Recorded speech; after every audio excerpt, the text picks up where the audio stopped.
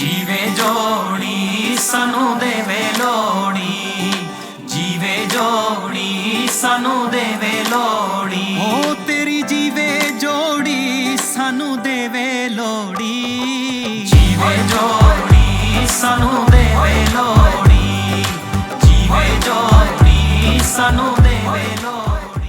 नमस्कार मंडळी, स्वागत आहे आपल्या चॅनलमध्ये। आज आपण छोटासा प्रवास करणार आहोत स्वारगेट वरून बारामती। तुम्ही थंबनेल आणि टायटल बघून तुम्हाला समजलं असेल आपण आज कोणत्या गाडीने प्रवास करणार आहोत। माझ्याकडे मग पाहू शकता जिजाऊ बस। तर या बसनं आपण प्रवास करणार आहे स्वारगेट पासून बारामती पर्यंत। याच्यामध्ये आपण काय काय फीचर आहे, 3x2 सीटिंग अरेंजमेंट असलेली बस आहे। खरंच या बसमध्ये कम्फर्टेबल वाटतंय का ते आज आपण बघणार आहोत। याच्यामध्ये सस्पेन्शन कसं आहे, इंजन साऊंड कसा आहे, बारामती सारख्या प्रवासाला कम्फर्टेबल गाडी आहे का, ते आपण सगळी माहिती याच्यामध्ये बघणार आहोत। तर आपण या जिजाऊ बसचा बाहेरचा लुक बघूया। बाहेरचा लुक पाहू शकता, गाडीचा असा काहीसा फ्रंट लुक आहे। 2 हेडलॅम्प, इंडिकेटर, टाटा कंपनीची बस। गाडी नंबर पाहू शकता, आज ज्या गाडीने आपण प्रवास करणार आहे MS14 NE सिरीजची गाडी 0835 असा या गाडीचा नंबर आहे। आणि गाडीचा मार्ग पाहू शकता, नॉन स्टॉप बस आहे बारामती स्वारगेट बारामती। तर इथे तुम्ही बुकिंग करू शकता। या ठिकाणी बरीच गर्दी आहे बुकिंगसाठी। तर इथे डेपो मार्किंग दिलेलं आहे, पुणे विभाग स्वारगेट आकाराची गाडी। साईडनं बघाल ना तुम्ही, साईडनं अशी काहीशी गाडी दिसते। ग्राफिक्स वगैरे एकदम जबरदस्त आहे। इथं बॅजिंग, इथे लोगो वगैरे दिलेला आहे, महाराष्ट्र राज्य मार्ग परिवहन। त्याच्यानंतर राजमाता जिजाऊची ब्रँडिंग। या आधी पण नवीन गाड्या आल्या होत्या एसटीच्या ताफ्यामध्ये, सेम त्याच पद्धतीचं हे दिलेले आहे। बॅटरी कक्ष, सामान कक्ष, राखीव टायर आणि पाठीमागे सामान कक्ष, छोटी डिक्की, मोठी डिक्की। आणि आपण आता गाडीच्या बॅक साईडला बघूया। तर गाडीची बॅक साईड पाहू शकता, गाडीची बॅक साईड अशी काहीशी आहे। वरती कॅमेरा दिलेला आहे, डिजिटल बोर्ड आहे, महाराष्ट्र राज्य मार्ग परिवहन महामंडळ दिलेले आहे। टाटाकडून बांधणी झालेली बस आहे, टाटा कंपनीची बस, राजमाता जिजाऊ ब्रँडिंग। या गाडीची बॅक लाईट पाहू शकता, अशी काहीशी बॅक लाईट दिलेली आहे। याच्यामध्ये विदाऊट कलर आहे, कारण जशी लाईट लागेल तशा कलर मध्ये लागतात। आता ब्रेक दाबला तर रेड मध्ये, असं काही ब्रेक सिस्टमवर डिपेंड आहे। खाली सेन्सर दिलेला आहे, महामंडळाचं दूरध्वनी क्रमांक, महामंडळाची वेबसाईट। गाडीच्या अलीकडच्या बाजूला बघायचं झालं तर इमर्जन्सी डोअर दिलेला आहे, सामान कक्ष, इंधन क्षमता 250 लिटर, DEF आणि या ठिकाणी ड्रायव्हर डोअर। तर अशी काहीसा गाडीचा बाहेरचा लुक आहे राजमाता जिजाऊ बस। जास्त काही चेंजेस नाही। गाडीचा जे शेप आहे ना बाहेरून बघायला तर असा स्लोप आहे, इथे फक्त स्लोप आहे। एकदम बेस्ट वाटते गाडी बघायला पण। आणि एसटीच्या ताफ्यामध्ये आलेली एकच गाडी आहे आणि एकच पीस आहे सध्या तरी। परवा दिवशी मुंबई सेंट्रलला या गाडीचं उद्घाटन झालं होतं। आज दुसऱ्या दिवशी स्वारगेट बारामती स्वारगेट अशी बस धावते आणि आपण दुसऱ्या दिवशी हा व्हिडिओ शूट करतोय। तर गाडीच्या आतून तुम्हाला दाखवतो काय काय फीचर आहे गाडीच्या आतमध्ये। तर एंट्री साईड अशी काहीशी आहे। ड्रायव्हर केबिन पाहू शकता। हां, ड्रायव्हर केबिनमध्ये चेंजेस झालेले। टाटाची स्टेअरिंग पाहू शकता, अशा पद्धतीचे दिलेले आहे। पुढे स्पीडोमीटर, बाकीच्या गाडीमध्ये जे काही फीचर असतील ते या बटनावर ऑपरेट होतील। काही म्हणा पण ड्रायव्हर केबिन एकदम जबरदस्त बांधले राव। फक्त ड्रायव्हर सीट थोडीशी चेंज करायला पाहिजे होती, पण काही ड्रायव्हर असे म्हणतात ही सीट कम्फर्टेबल आहे। ड्रायव्हर केबिनमध्ये जे चेंजेस झालेले ना ते खूप काही। तुम्हाला जमतं ना फंक्शन वगैरे? नाही का, नवीन गाडी आहे तर कसं करणार नाही। तर असा काहीसा केबिन आहे आणि प्रवाशांना चढण्यासाठी बरीच अशी जास्त जागा दिलेली आहे। पहिली इथपर्यंत सीट येत होती, आता सीट या ठिकाणी गेलेली आहे। आणि 3x2चं कॉम्बिनेशन असलेली सीट पाहू शकता। एका सीटवर 3 जण बसलेले आहेत आणि इथे 2 जण। पलीकडे पण लगेज स्टोरेज पाहू शकता, इथे LED पकडण्यासाठी हँडल दिलेलं आहे। तर मंडळी आता आपण छोटासा प्रवास करूया स्वारगेट पासून बारामतीपर्यंत आहे। हा 100 किलोमीटरचा प्रवास आहे। मेन याच्यामध्ये काय बघणार आहोत, गाडीचा आवाज, गाडीचं सस्पेन्शन, याच्यावर जास्त फोकस असणार आहे आपला, त्यामुळे आपण ते पहिले ट्राय करूया। तर चला मंडळी, मस्तपैकी या छोट्याशा प्रवासाला सुरुवात करूया। बघूया आजचा हा प्रवास शेवटपर्यंत कसा होतोय। चला तर मग।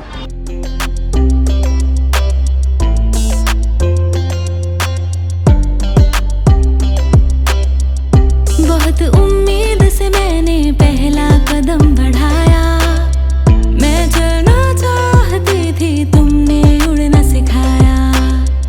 बहुत उम्मीद से मैंने पहला कदम बढ़ाया, मैं चलना चाहती थी तुमने उड़ना सिखाया। ये तो शुरुआत है, ये तो शुरुआत है, अपनी तैयारी है। ये जर्नी मेरी नहीं है, हमारी है। तर या गाडीमध्ये आतमध्ये जे जे फीचर दिलेले आहेत, जे जे फॅसिलिटी दिलेले आहेत, जे जे सुविधा दिलेले आहेत प्रवाशांसाठी, मोबाईल चार्जिंग करण्यासाठी सॉकेट दिलेले आहे। सीट्सच्या खाली दोन्ही बाजूने इमर्जन्सी डोअर आहे। ड्रायव्हर केबिन आणि पॅसेंजर केबिनच्या साईडला 2 इमर्जन्सी एक्झिट।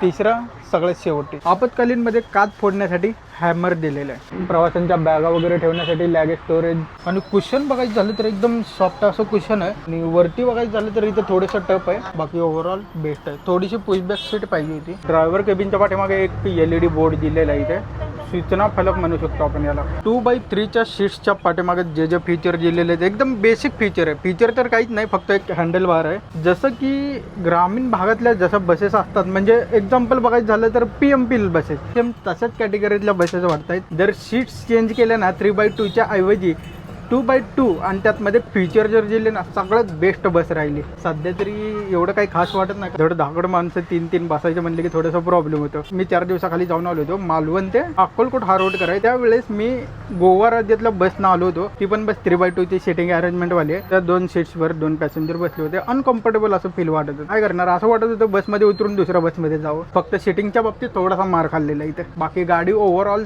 बेस्ट. जरी बस लोकलला वापरत असतील ना सगळ्यात बेस्ट फायदा या गाडीचा. जर लॉंग रूटवर वापरत असतील तर लॉंग रूटसाठी अनकम्फर्टेबल असे गाडी. ह्याच्यापेक्षा जी अशोक लेलनची BS6 आहे ऑयस्टरवाली, त्या गाडीचा कम्फर्टेबल एकदम जबरदस्त आहे. ही बस अशोक लेलन ऑयस्टर बसला टक्कर देऊ शकत नाही. मला तुमच्यापर्यंत एवढं शेअर करायचं होतं की या बसबद्दल माहिती काय काय फीचर आहे. जास्त काय फीचर नाही आहे याच्यापेक्षा आपली ऑयस्टर अशोक लेलनची बस सर्वात भारी. फक्त या गाडीमध्ये काय काय फीचर वाढलेले आहेत, फक्त एक CCTV कॅमेरा आहे, बाकी सगळं सेम आहे. चला आता बघूया घाटामध्ये काय परफॉर्मन्स आहे. गाडीचा आवाज बघायचा झाला ना, गाडीचा आवाज एकदम स्मूथ आहे. स्मूथ म्हणजे जास्त काही आवाज नाही आहे या गाडीला. एकदम शांत असा आवाज आहे गाडीत. आता समोर एक घाट येतोय दिवे घाट. आता त्या घाटामध्ये बघूया गाडी कसा परफॉर्मन्स करते.